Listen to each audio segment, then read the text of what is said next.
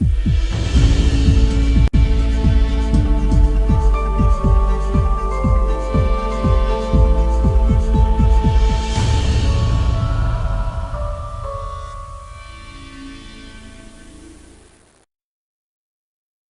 dobrý deň.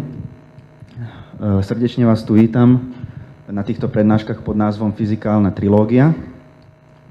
Osobitne chcem privítať účastníkov fyziky na kolesách, ktorí dneska večer už začínajú svoju púť po nemeckých laboratóriách a do švajčiarskej elektrárne Besnau. Projekt Fyzika na kolesách, čo je vlastne v rámci tejto prednášky, je zameraný na propagáciu fyziky, jadrovej techniky, energetiky a ukázať študentom, ktorí sa tam zúčastnia, že študovať fyziku má zmysel a že je obrovská možnosť uplatnenia aj potom v praxi.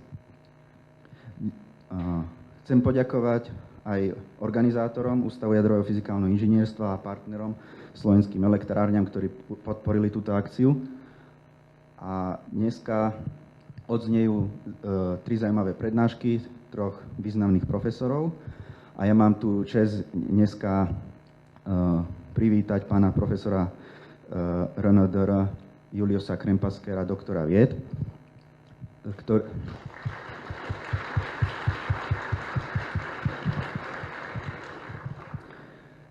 väčšina z vás ho možno pozná, možno v krátkosti poviem pár informácií o ňom.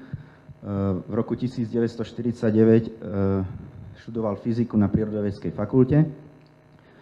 V roku 1953 úspešne ukončil štúdium, ale už počas štúdia pôsobil na Elektrotechnickej fakulte Slovenskej technickej univerzity a ako odborný asistent, a po skončení štúdia vlastne ostal pôsobiť na Fakulte elektrotechniky a informatiky, tedy Elektrotechnickej fakulte, a kde pôsobí dodnes a strávil tam celú svoju pedagogickú kariéru. Pán profesor Krempasky je veľký popularizátor vedy, má niekoľko patentov, je spoluautorom niekoľkých patentov a dneska verím, že sa vám bude páčiť jeho prednáška pod názvom Na čo je nám fyzika. Tak ja poprosím tu na kolegu Darth Vadera, aby nám odštartoval epizódu.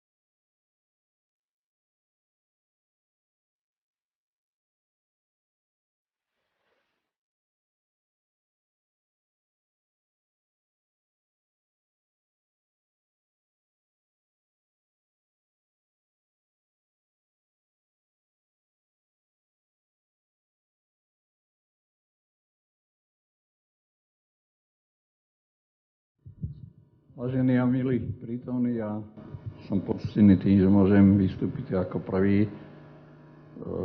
Isté právo na to mám, lebo bezpečne som tu najstarší. Práve ste počuli, že, a to je skutočne rarita, v Lani uplynulo 60 rokov, čo som zamestnancom tejto fakulty, takže už to je skutočne inventár tejto fakulty. Na človeka poteší, že ešte aj o takéhoto pracovníka je záujem. Tak pokúsim sa vám tu napovedať niečo, aby to bolo netriviálne a aby ste si niečo z toho, hádam, aj odniesli. Tu nás ste práve zaregistrovali akúsi prezentáciu fyziky, ale to bol ten taký odvar. Ak by fyzika bola len to, čo ste tam práve videli, to znamená, prečo je pena na pive biela a podobne, tak to by bolo málo. Ja vám chcem predstaviť fyziku ako jeden integrujúci odbor. To znamená vedu, ktorá zahrňa všetko. Dokonca aj filozofiu. Doteraz sa vždy to chápalo tak, že kráľovnou vied je filozofia. Ale ja sa vám pokúsim ukázať, že aj filozofia musí poslúchať fyziku. Pretože fyzika prichádza s informáciami, ktoré sú nespochybniteľné. A každý musí ich zobrať na vedomie. Fyzika je schopná riešiť problémy skrz naskrz. Od toho najobecnejšieho problému až po ten najposlednejší praktický problém. A ja sa vám pokúsim takto verbálne prezentovať niektoré tie hlavné časti fyziky. A začnem tým, že naozaj je fyzika schopná sa zamiešať aj do toho najťažšieho problému ľudstva. A keď som sa tak opýtal vás, čo si myslíte, čo je ten najťažší problém ľudstva vôbec, tak som veľmi zvedavý, koľko z vás by to utrafili. Najťažší problém ľudstva sformuloval pred asi 300 rokmi filozof Leibniz. A to sformuloval otázkou, prečo je radšej niečo ako nič? Prečo vôbec existuje nejaká realita? Čím to je, že tu čosi je reálneho, konkrétneho? Zdá sa, že to je otázka skôr na teológov alebo na filozofov. Čo môže k tomu povedať fyzika? A môže. A že je to pravda, že to není len verbálna záležitosť, tak som si schválne doniesol knihu, ktorú ste možno nezaregistrovali. A Universe from Nothing. Univerzum z ničoho. Ale podtitul tej knižky je práve to, čím som začal. Why there is something rather than nothing? Prečo je radšej niečo ako nič?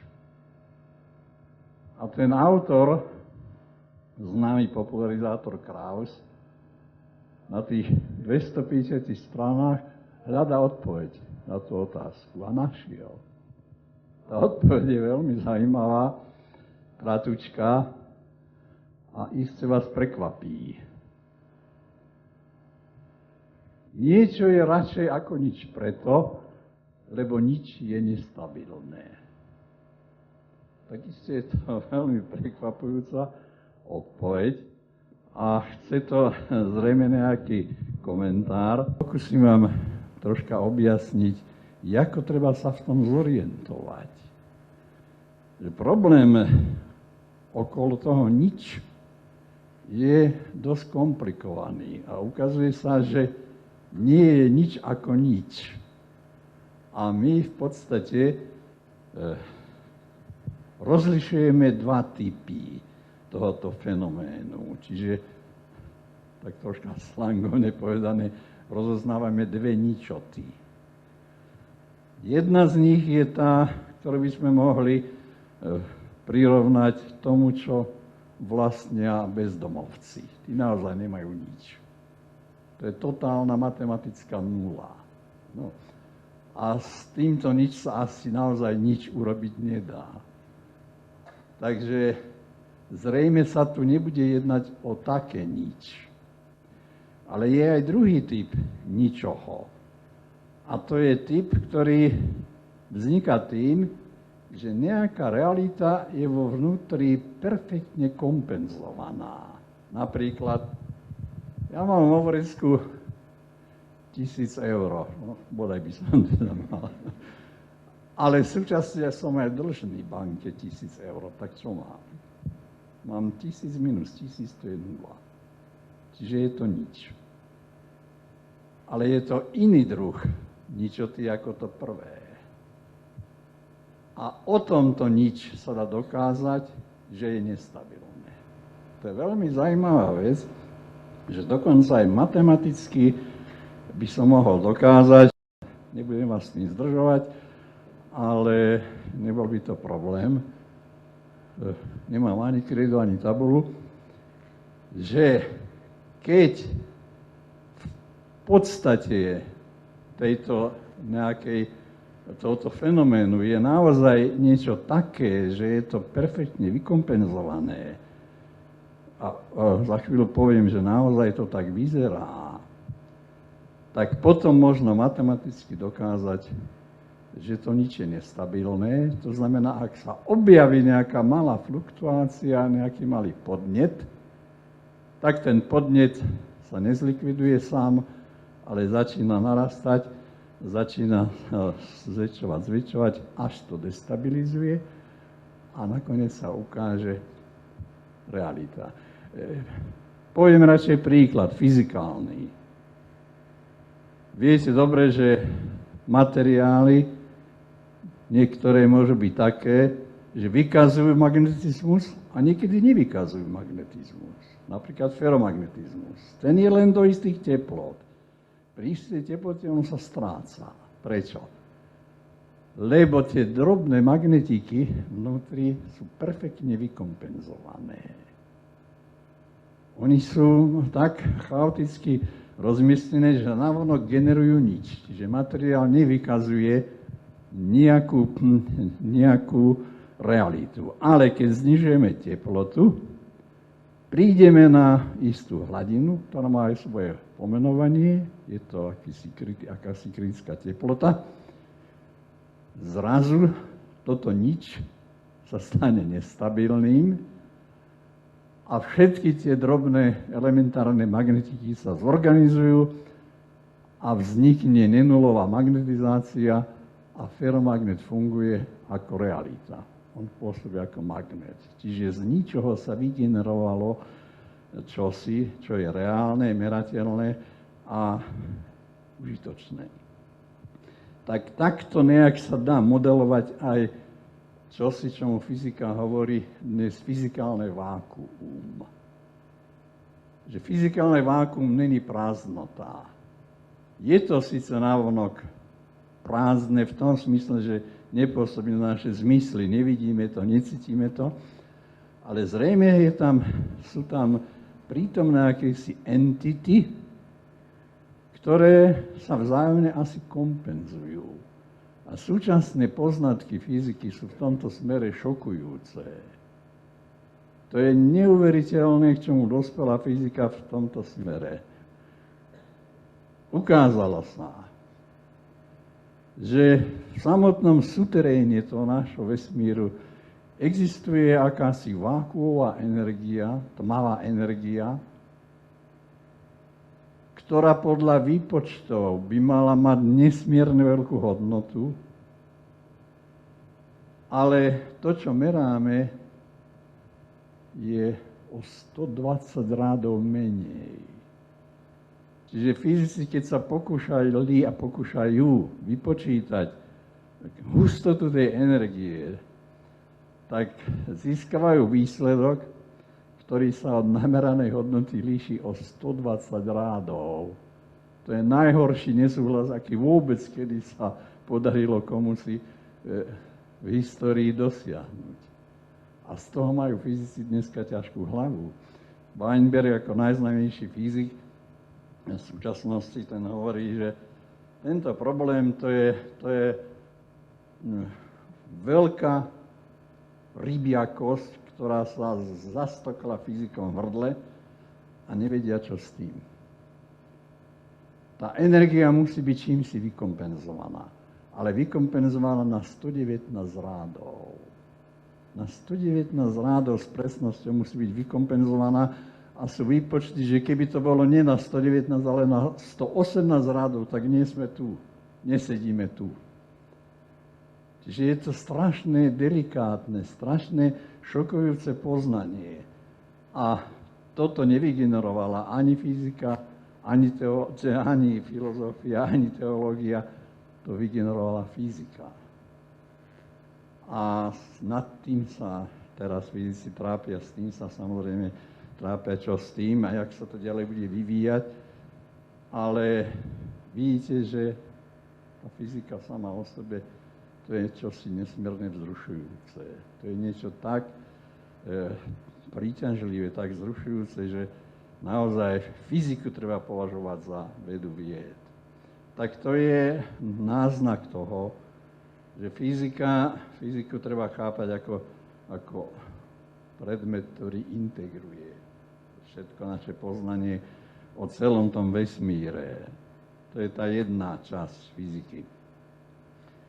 Druhá časť tej fyziky je, že sa ona zaoberá takými nosnými problémami, ktoré súvisia s tým, že sa pokúšame porozumieť tomuto svetu. Ja som o tom mal tú prednášku ešte v minulom roku, kde som hovoril o tzv. 5 nosných problémoch, ktorými sa zaoberá súčasná fyzika. Ja ich tu len spomeniem, teraz nebudem ich rozoberať. Ale aby ste predsa len boli orientovaní, že čím sa zamestnávajú tí špičkoví fyzikovia dnes. Prvý hlavný problém je hľadanie teórie všetkého. To isté, o tom ste už čo počuli, to je aj v médiách, to veľmi frekventuje. A v podstate ide o pokus o zjednotenie kvantovej fyziky so všeobecnou teóriou relativity. My máme perfektnú teóriu mikrosveta. To je kvantová fyzika. Máme dokonalú teóriu megasveta, obecnú teóriu relativity. Našťastie, tie teórie sa týkajú oblasti, ktoré sa neprelínajú v bežnom živote. Ale boli situácie v našom vesmíre, keď sa to perfektne prelínalo. To boli tie samotné počiatky. Vtedy tam bola nielen mikrodimenzia, ale aj megahmota.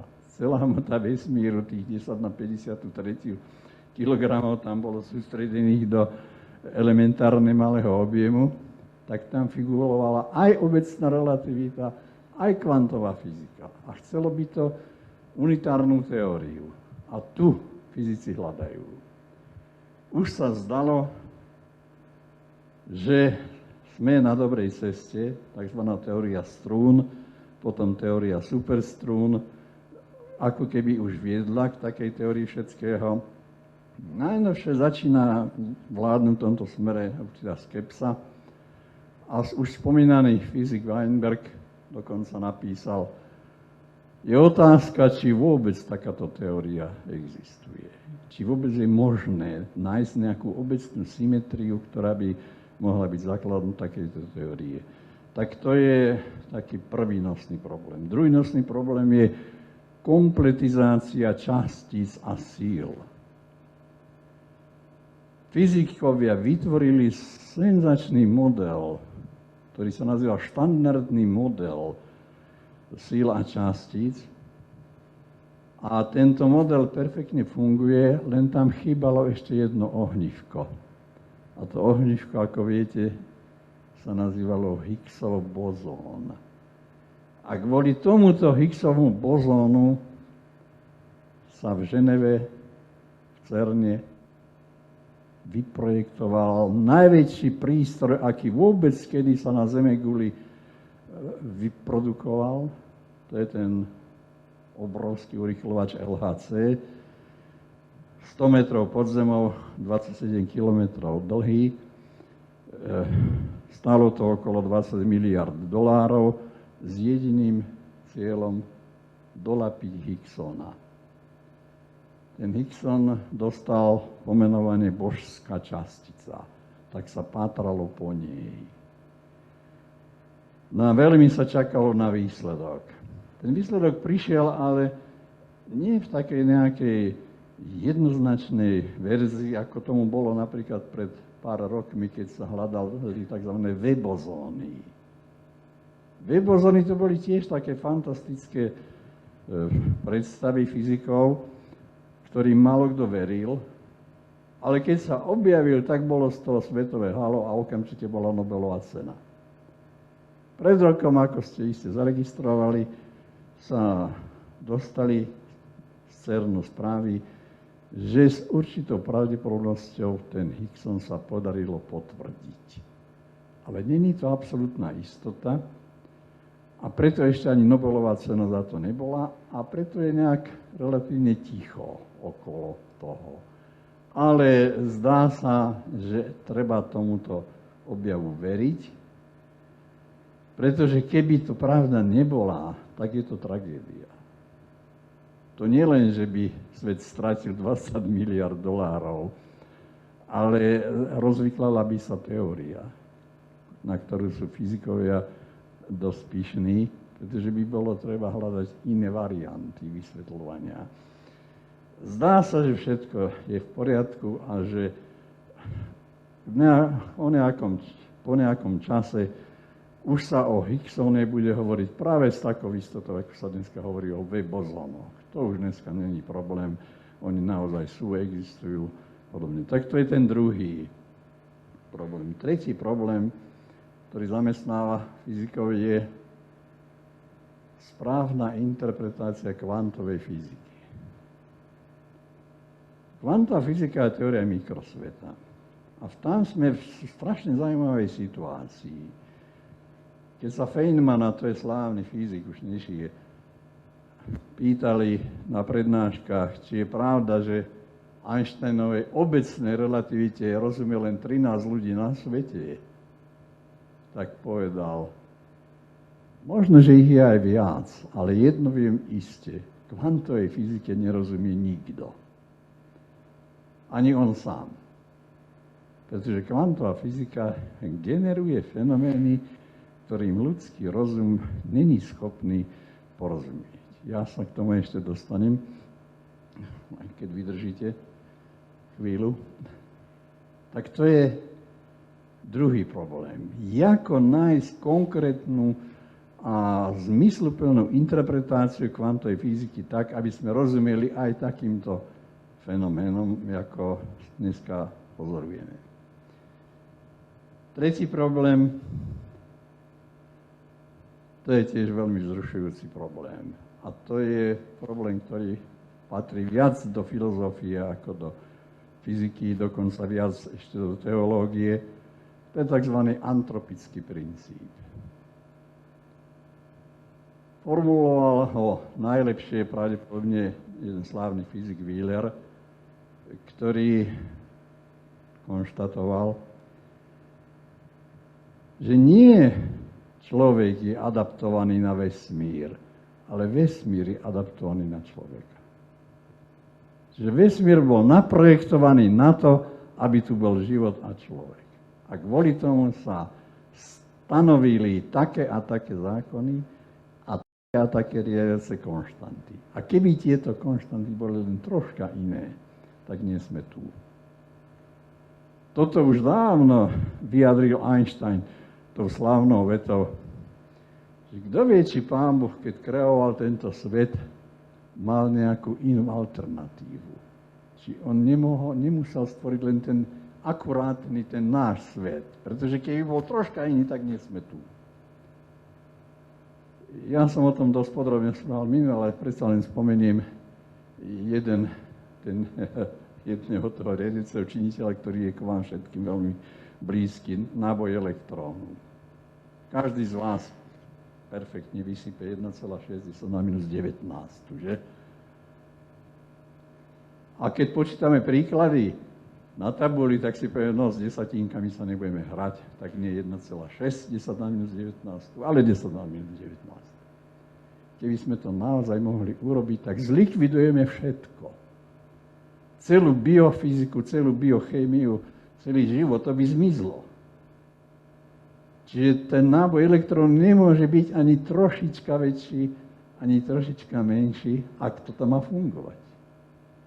Ak tomu neveríte, tak vám môžem z voleja dať aj konkrétny príklad. Pamätáte sa možno, však všetci ste maturovali, niektorí možno aj z fyziky. Viete dobre, že energetické stavy atómov majú v čitateli výraz ME na štvrtú. Čiže náboj E na štvrtú. Tak si predstavte, že by ste ten náboj elektrónu zmenili povedzme len dvakrát. Tak 2 na štvrtú, to je, ak sa nemýlim, 16, nie? 2 x 2 je 4, 4 x 4 16. To znamená, miesto fotónov s energiami 1 až po 4, ako to naozaj je v našom reálnom svete, by bolo potrebné zdroj, ktorý posúva stavy v intervaloch desiatok elektronvoltov. To by bolo treba mať fotóny, ktoré majú 30, 40, 50 elektronvoltov. Ale na to by bolo treba mocnejšie slnko. Ale keby slnko bolo len 3-krát väčšie, ako je, tak už nesvietí. Už dávno by bolo vyčerpalo svoju energiu. Čiže je to tak previazané, všetko tak delikátne prepojené, že teoretický fyzik žasnie. To sa tak samo nejak utriaslo, alebo je naozaj za tým nejaká inteligentná aktivita. Je to problém otvorený. Čiže to je štvrtý nosný problém. 5. Tmavá hmota, tmavá energia. To už som spomenul. V súčasnosti najväčším hitom je, že astrofyzici, teda fyzici, objavili tmavú hmotu. To znamená čosi, čo pôsobí gravitačne, ale to nevidíme v tých galaxiách. Ale najmä objavili tmavú energiu, ktorá sídli v tom váku a spôsobuje urychlované rozpínanie. A je asi 73% tej energie, čiže to je čosi nesmierne mohutné a my nevieme podstatu.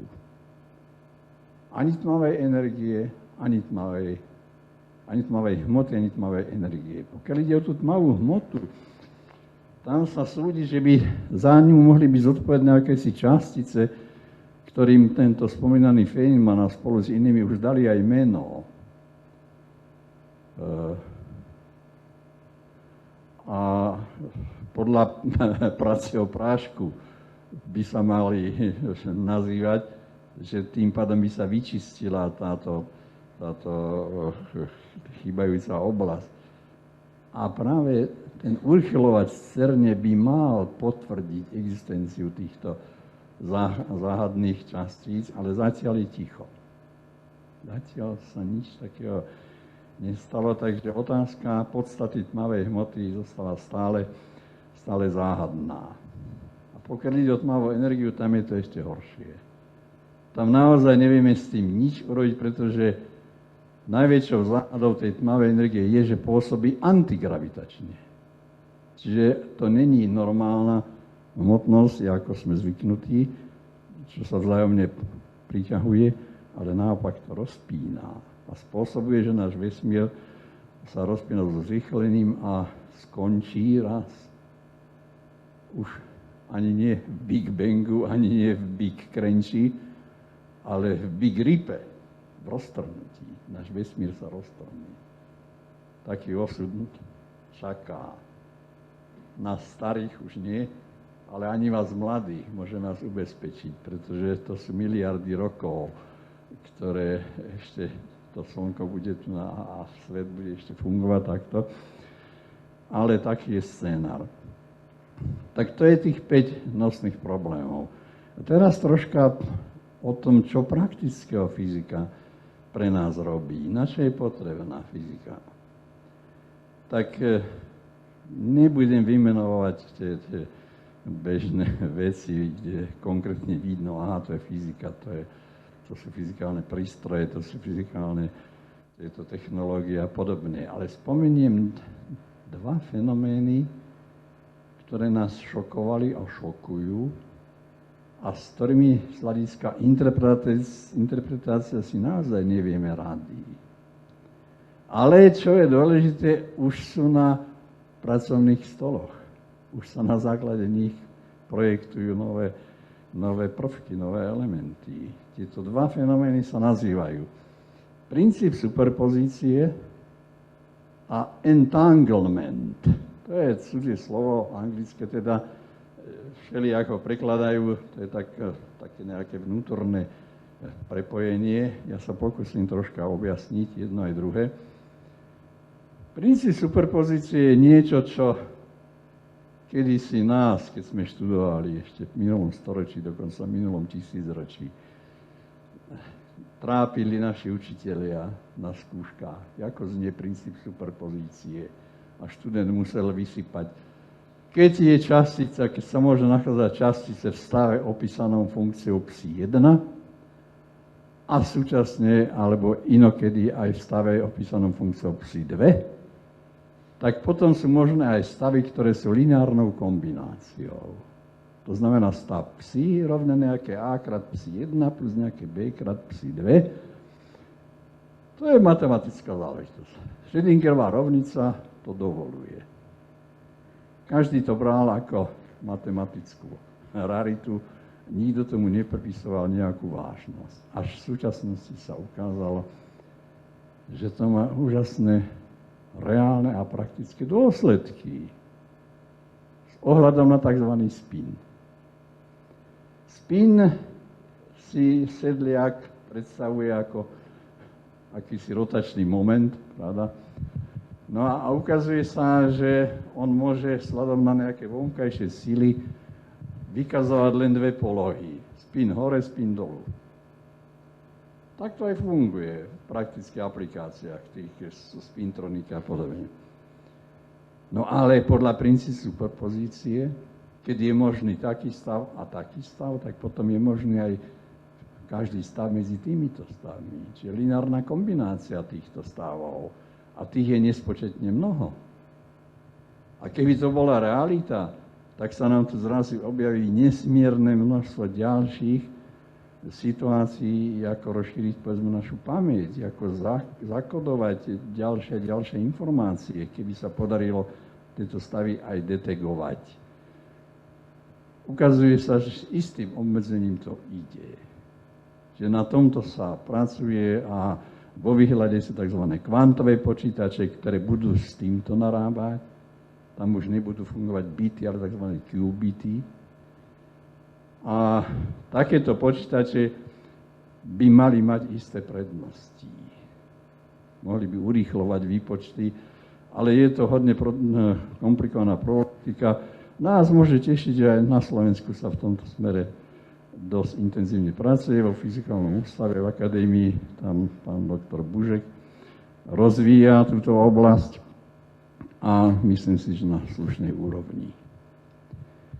Druhý problém je entanglement, to je to akési vzájomné prepojenie.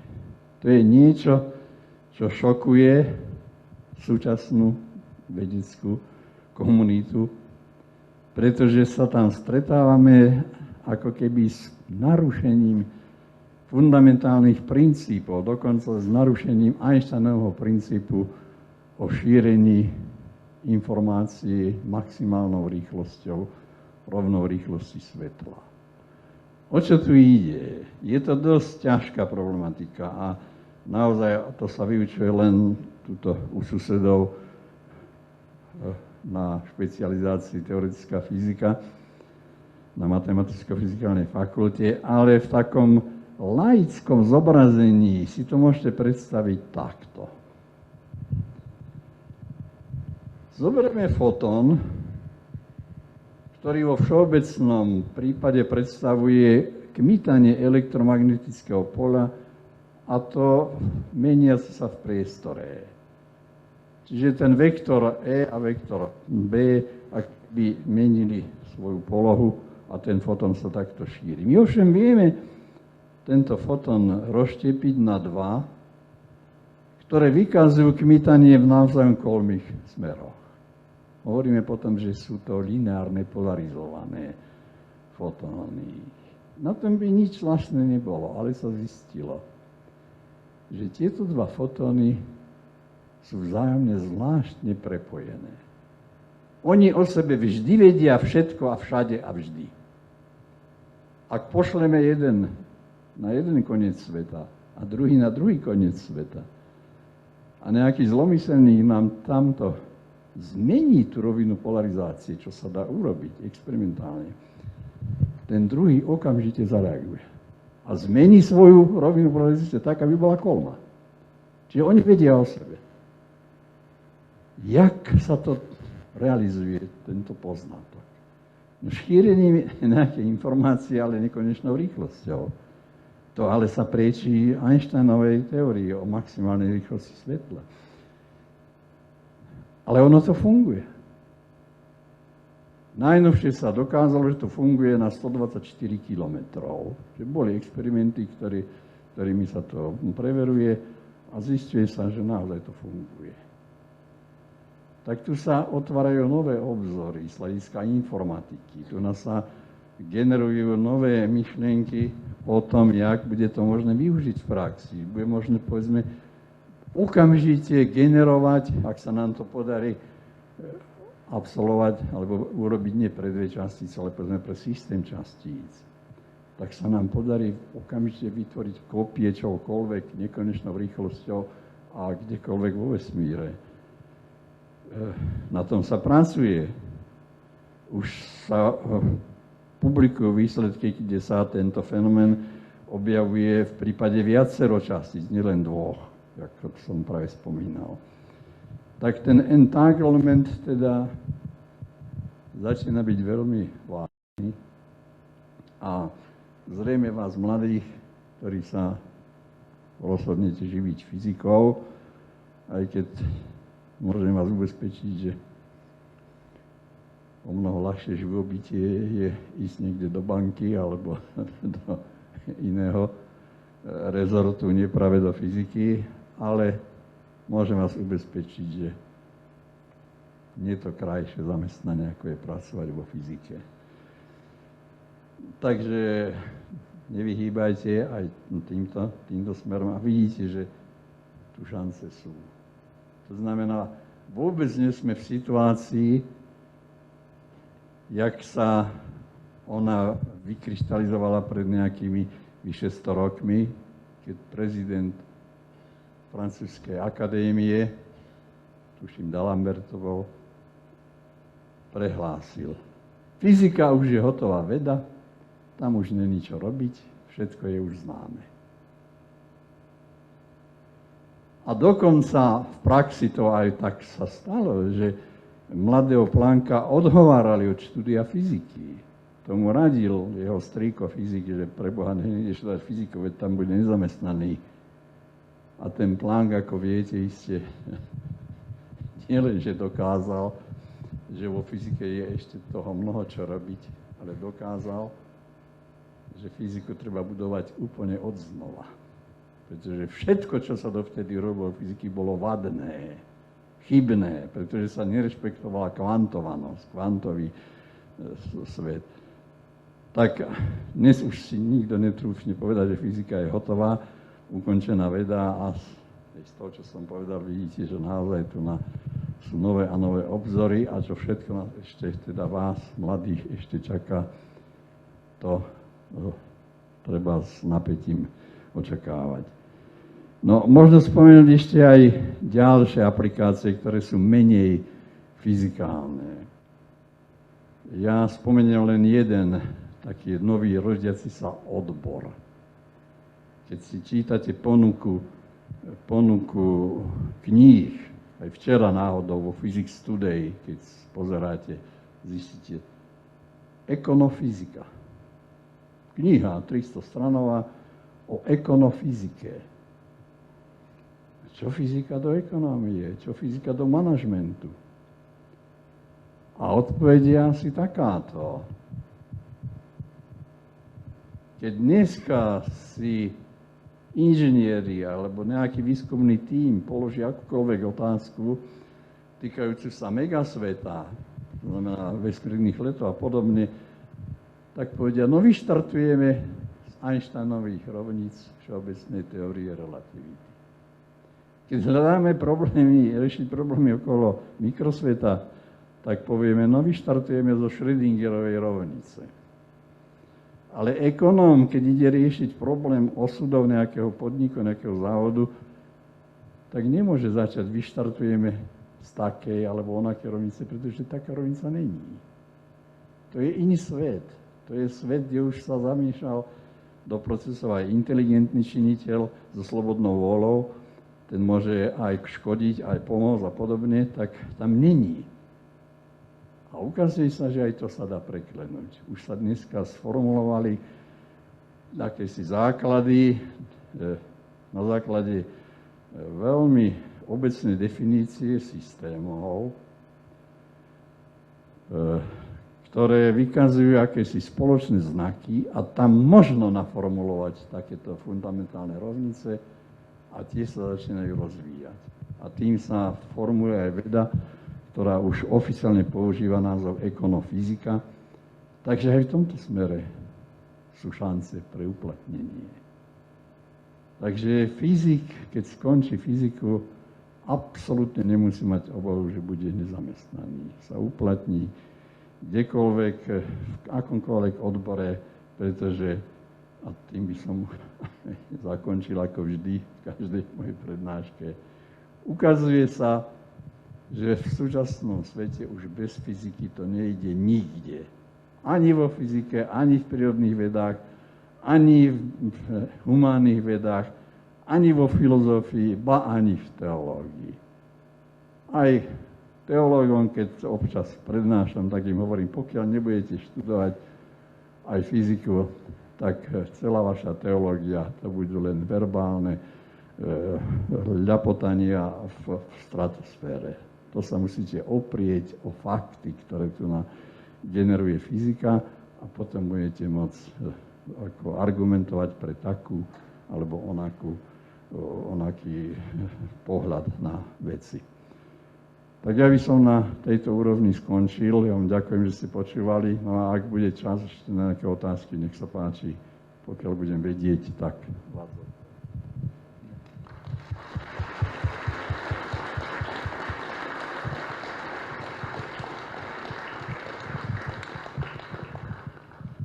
Tak má niekto nejakú otázku ešte? Máme chvíľku času.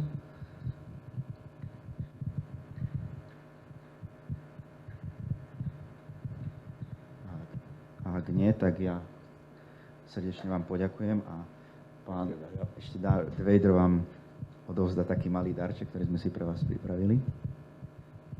Tak tu ako... Ale nie zo šabolov.